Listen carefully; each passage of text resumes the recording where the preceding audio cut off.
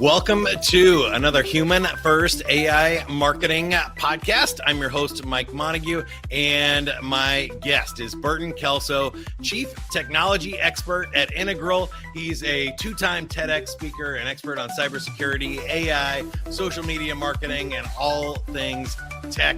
He's been on, TV, radio, anywhere you can have an expert on TV, as well as a keynote speaker. If you want to find him, go to burtonkelso.com. All right, Burton, let's jump into it.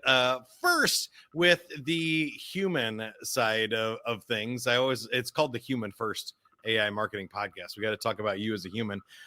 You're a fun personality and everything, and I found in the tech space that sometimes those things don't go together. How did a fun guy like you become a tech expert? Well, I think it boiled down to me just being able to help people out. Obviously, 31 years in, and I still find that everyday people struggle with technology. It moves so quickly, and it's really hard to get a grasp on what's going on in the tech world, which devices you should go with, internet provider, software, you name it. It's always confusing. And the challenge is to be able to find an ally who's able to sit down with you and help you figure out what's going on in the technology world and to help you navigate this digital maze that we're all in, as far as making sure that all our devices are safe, fun, and easy to use. And the biggest challenge is most people that gravitate towards technology just rather work with the technology rather than working with people. And so you have this disconnect that happens between IT professionals and the average person who, in the end, all they want to do is to have it work. They don't care about the ins and outs and all the acronyms and all that other gibberish. They don't care about the noise. They just want someone who's able to sit down, tell them this is what you need to do, and they take care of the rest. Yeah, I love that. I had a IT guy tell me one time, he's like, people just want computer to go blinky blinky, and they get mad when it doesn't, but sometimes you got to think about the strategies for this. And so that's why I'm really excited to jump in and dive deep with you today, because I think you use the term people centric. I use human first, but it is a tough challenge to have people take the time to understand why you're rolling things out, specifically around cybersecurity, but also around AI. Like, they either want this cool tool and they don't understand the privacy implications, or they're like, I don't want to learn a new tool, and you're trying to upgrade their productivity. It's a tough challenge when you think about what to roll out and when. How do you make decisions like that? Well, I think part of it is that you've got to find an ally that's able to sit down and talk with you. As people, we automatically think that we should know technology coming out of the womb. People assume that kids just are born with the smartphone or tablet in their hand and they just know how to work this stuff. But kids are fearless. We wait at least 10 months now. Right. Before Kids are fearless. They don't care. They just hit buttons, and if it does something, great. If it doesn't, then oh well, they're not responsible. But most adults have actually made the investment of a technology device that is $500 or more. So we tend to be a little bit more cautious when that's concerned. And obviously there's always that fear factor that if we click the wrong thing, we're going to get hacked, or if we touch the wrong area of the screen, your device is going to blow up. So it's really important that you have to just align yourself with tech people that are able to talk in everyday terms. And that in itself is a challenge, because most tech guys were raised in an era where they were ostracized for getting into that nerdy, geeky kind of environment. And all they know is the nerdy, geeky talk, and don't really know how to relate to everyday folks when it comes to just having it work. Because a lot of tech people think that the average person wants to know the ins and outs of technology devices. And again, people just want it to work. Or as you said, Mike, blinky, blinky. Yeah, I like that. I want to ask you about cybersecurity here, because I feel like this is a big one that, again, can kind of go either way. And I have another expert coming on the podcast here shortly about the amount of robots and tech and agents out there. there's some estimates that over 50% of web traffic now are some sort of bot or AI agent and stuff. But I got to imagine for large companies and even now, hopefully medium-sized companies, the security implications of AI have to be important. Is that fair?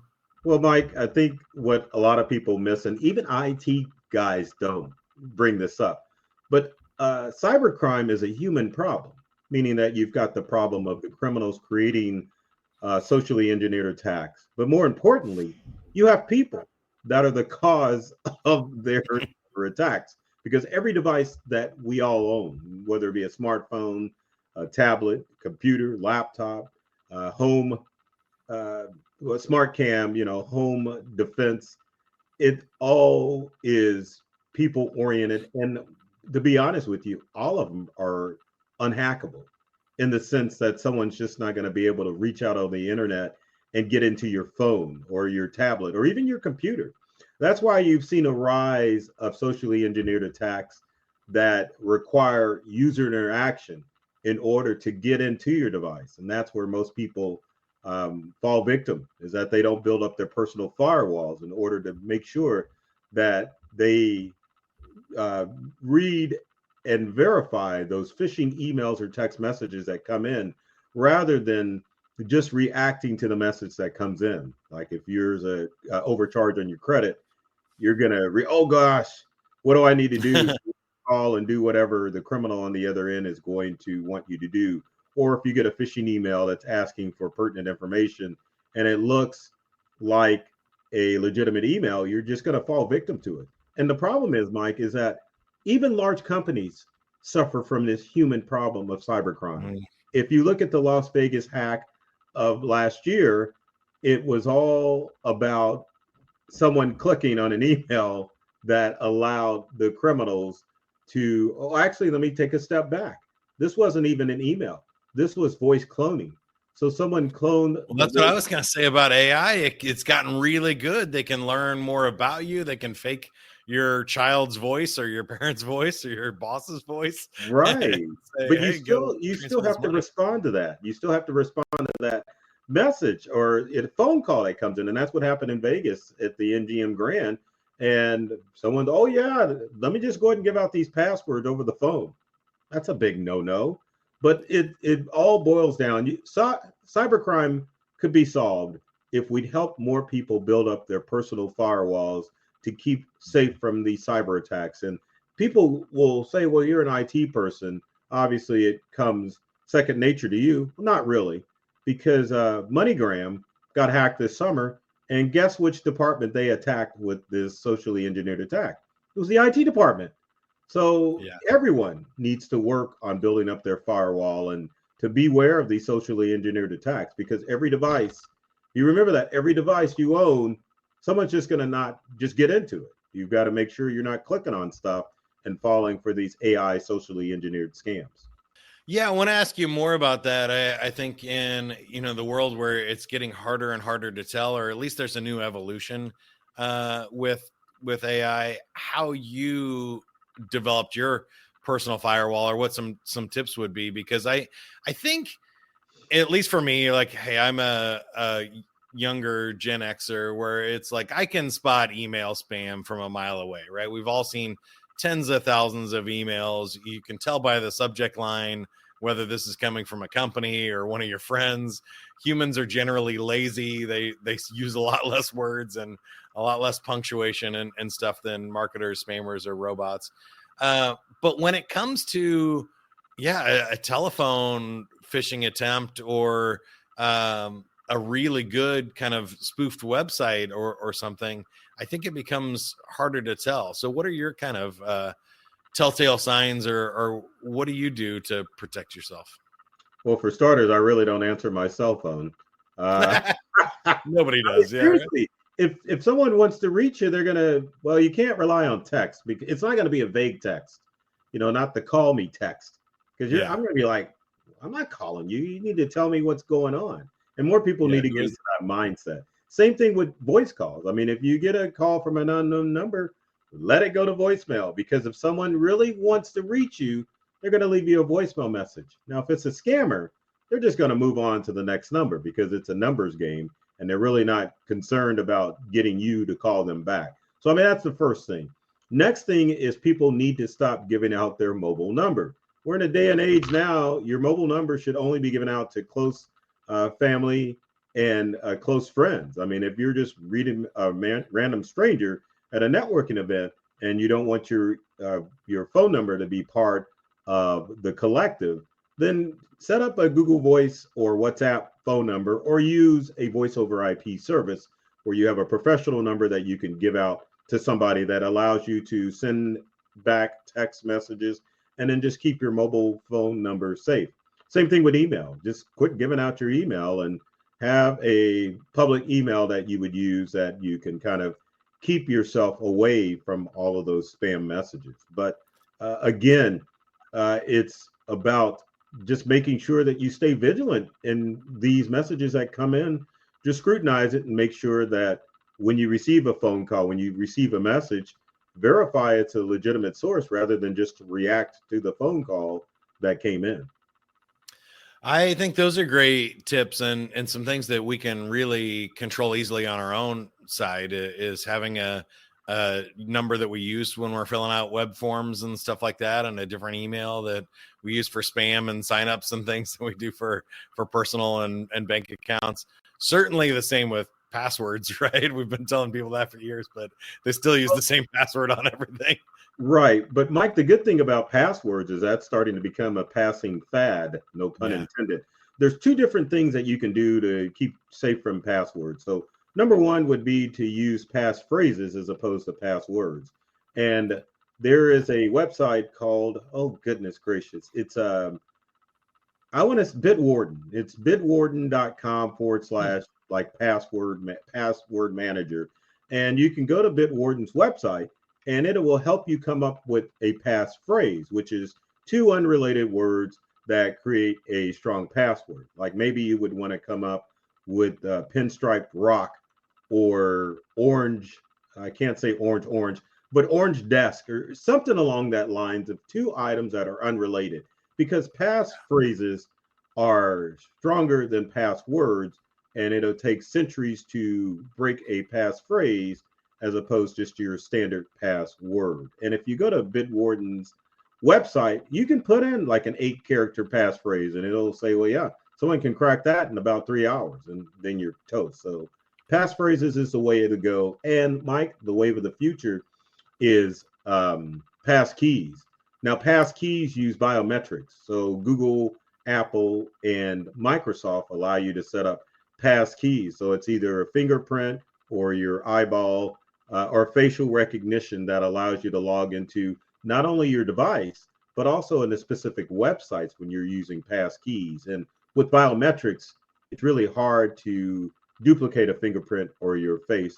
So that's why we're headed in that direction as far as keeping accounts safe. Yeah, I like the biometrics a lot better than even the two-factor authentication, which is just annoying. I'm a little dyslexic, so if you send me 6 to 8 numbers in a row and I have to retype them somewhere, it's going to take me a try or two.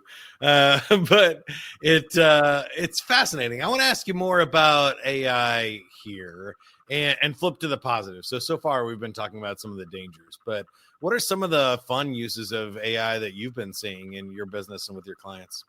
Oh, image creation is awesome because I put out a weekly blog. And of course, every blog post needs to have images. So rather than going to one of those the royalty-free image sites that sometimes aren't royalty-free images that they upload, you can just generate your own with AI. And a lot of people go with ChatGPT. But Mike, I would highly recommend, if you're into image creation and you just want to play around with it, you don't have to pay for Midjourney.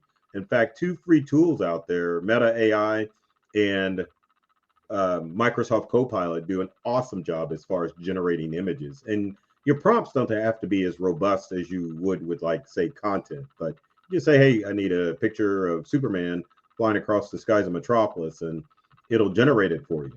Now, one of the great things, if you're into images and you kind of want to go in that video route, Meta AI will not only allow you to generate an image, you can also animate that image too. It'll turn it into a GIF or a GIF or however you put it.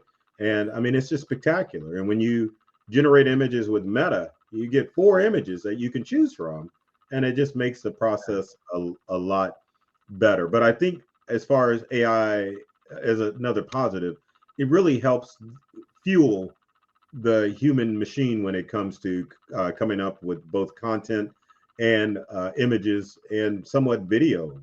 So it just, especially as a small business owner, I mean, you got everything at your fingertips as far as how to create any type of document or any type of image for your business. I mean, who would have thought that that would be possible? I mean, it's incredible. Yeah, well, that's why I started Avenue 9, and what I help companies do for their marketing is think about that content creation in a world where the variable cost of content is essentially zero. And we can go to Meta AI and make any image or make any blog post or make any book title, even video that we want. The question then kind of becomes, what do we want to create and how innovative can we do it, and what's the marketing strategy behind it, and stuff, because it is really fun to have these creation tools. And I know you're a thought leader and somebody that likes to speak and write and create a bunch of stuff, so I'm interested in some of your favorite prompts or ways that you use AI to help you create stuff. Well, the biggest thing for me when coming up with prompts is making sure that when you talk to whatever AI chatbot you use, that you talk to it like a human, because it helps loosen up the conversation when you're generating your AI prompts. If you're in a Google mindset, then you're not going to get the content that you want. And in fact, I read somewhere, and I think it may have been with Google Gemini, that says that the average prompt is about 9 words, when in reality, the average prompt needs to be at least 21 words or longer. And people don't really get that because we're still in the infancy of generative AI, and people are still of that mindset of Google, where, hey, I want to read about Napoleon Bonaparte, or hey, I need to see some samples of a business plan or a marketing plan, or I need social media posts. It's just quick and dirty, and it's not that. You really have to cater that prompt so that the AI chatbot it understands exactly what it is that you want, and then you'll get the content and the images that you want. Yeah, I agree. I am always kind to our future AI overlords, so I use please and thank you in full sentences. Number 2 is I found that you can give it more context than we ever have with search engines before. So yeah, like you said, if you just ask it to write a marketing plan, it's going to be pretty bad. If you say write a marketing plan for a cybersecurity firm calling on small to medium sized businesses, it's going to be a little bit better. But if you give it even your website and all the context and your unique value proposition, and you put in all of your unique context first, and then you say write a marketing plan to accomplish X goal, now you're getting into some really great stuff. And I found what it spits out is really great. What I think is funny is that when I do AI presentations, I ask the audience if they ever watch Star Trek. Even at 1966 Star Trek, I'm like, if you start watching how they interact with the computers on the Enterprise and some of the other ships in the Star Trek universe, then you will begin to understand how you need to converse with AI. Because in Star Wars, they don't. Well, if you consider R2D2 and C3PO AI, then Right. maybe you get a little bit of it. But in the Star Trek universe, it's mainly just the screen you're talking to, and they talk to it just like they would a person. They address it as computer. It's like, well, yeah, you need to address it as your chatbot and tell it in detail what you want, and you're going to get the exact results of what you asked for.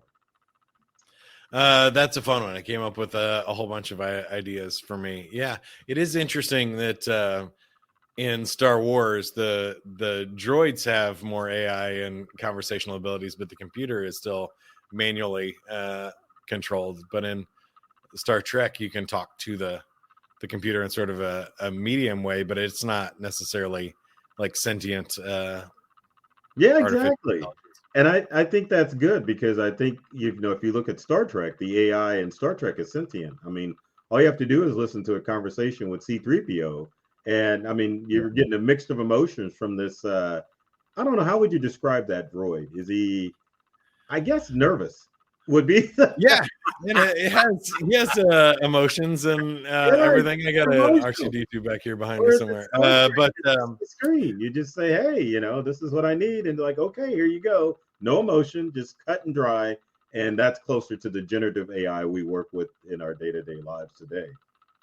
yeah, what I think is fascinating, and well, two things on sci-fi. Number one is, I don't know why. Like, it seems like humanity sees these as aspirational outcomes. We have people trying to rebuild like Terminator 2 liquid robots and like HAL from 2001. Like, no, we're trying to not do this. Right. I don't know. The Matrix, like Zuckerberg's trying to put everybody into the Matrix. I And know. we're like, what? This was not aspirational. This was a warning about technology. But two, I think it's interesting that they couldn't necessarily see the future of how it would work. So when you think about like the Jetsons flying cars and stuff, it goes, turns out we have flying cars, but they're helicopters. They're really loud, noisy, and dangerous. So it's better if we just do, self-driving cars on the ground. Or even with like the holodeck on Star Trek is way more complicated than the computer that they're using to fly and fight with and stuff. Turns out that's way more difficult than we would think.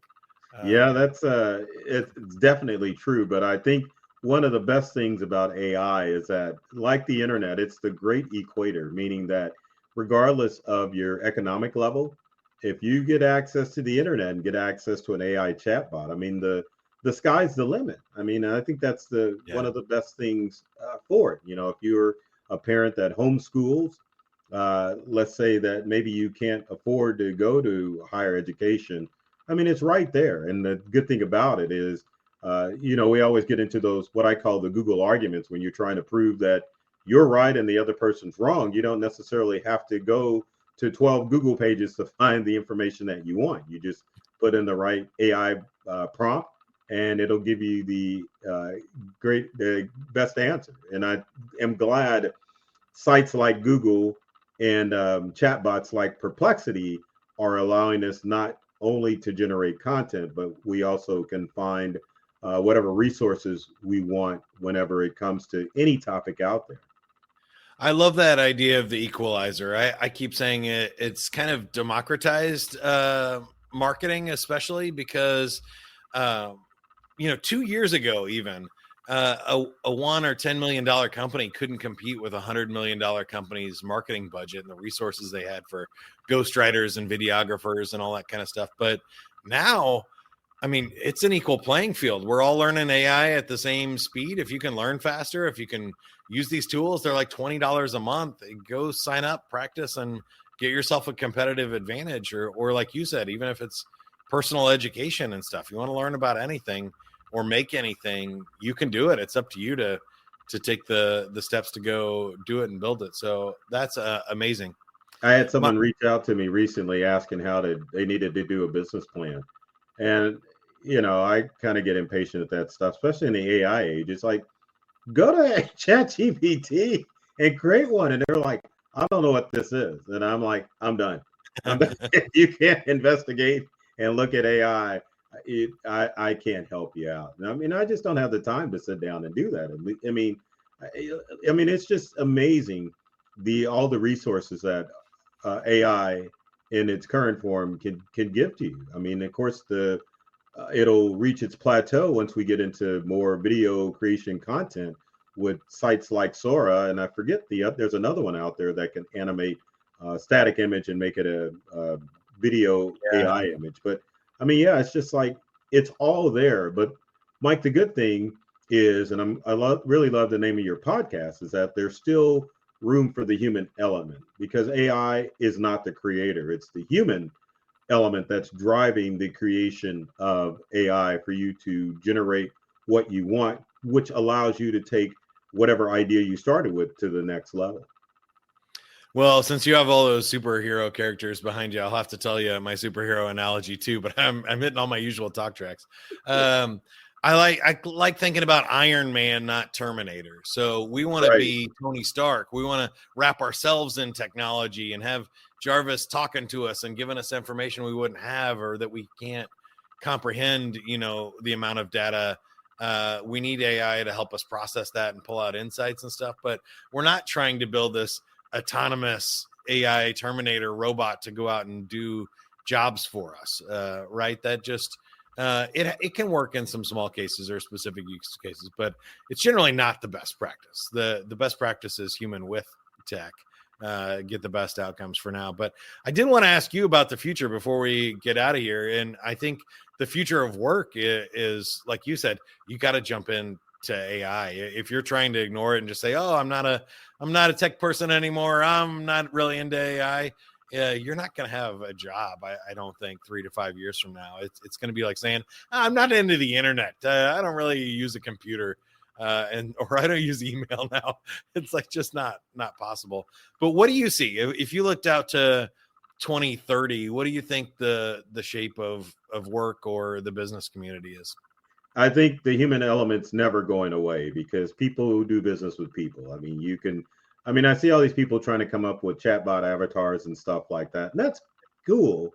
It's good to see AI images of yourself, but people still want to interact with people. So although you may see like the occasional voicemail that may pop up with an AI avatar, or maybe one that's going to mimic your movements when you're doing a Zoom podcast or anything like that. But you still have to have people involved because AI is only able to do so much. So I think probably in 2030, I think it'll probably be more of a world closer to what we talked about earlier with Star Trek, where you've just got AI and I think it'll more be a mesh of generative AI and conversational AI. So you'll be able to see your Google and your Amazon devices. You'll be able to interact with them like normal people. Right now with, say, Siri or with Google or with Amazon, you can only ask it one question and then maybe it'll generate an answer. But what we want in our world is to be able to have technology to do analogy what you said, that kind of wraps around us like a body of body of armor and be able to help us get to the next task. If you want say AI to help you with your social media posts, you're talking to it rather than having to type that information out, and you can just have those conversations. Same thing with at home. If you've got specific tasks to do around the house, you have an AI chatbot that's helping you out every step of the way, rather than you having to put so much of your own input when you're doing these tasks. So, that's what I see. I don't see people going anywhere. I just see more jobs, obviously, that will be created because of AI, as opposed to people being replaced with AI. Yeah, I think a lot of that makes sense to me. I do think there will be some jobs like we've seen where there'll be a split. There'll be just some jobs that are just better done by robots and that people don't really want to do in the first place. And so a lot of the physical dangers or a lot of repetitive tasks that humans are not really great at, a lot of data crunching and things that are just impossible for humans to do. We'll see all of that taken over. And then there's some human aspects and human interaction and sales and community and parties and stuff that you don't want an AI avatar attending, Christmas dinner for you. You want to go right. So I think those are inherently human. Although sometimes we would like to send a surrogate. Yeah, I'm with you. All right. How can you help us, or how can we help you? I really appreciate you taking the time to talk to us today. Well, I can help everyone out there. Just visit my website, burtonkelso.com. I've got tips and tricks and all sorts of goodies to help you get more from the technology in your life. Because my goal with technology is to open up people to a whole new world of ideas and experiences when they deal with their gadgets and their devices. I love technology, and I've read all the manuals. Believe it or not, they're digital now, but yeah, I still take the time to read them every now and then. But my goal is to make technology fun, safe, and easy to use for everyone. I love it. Great stuff. Again, the website is Burton Kelso.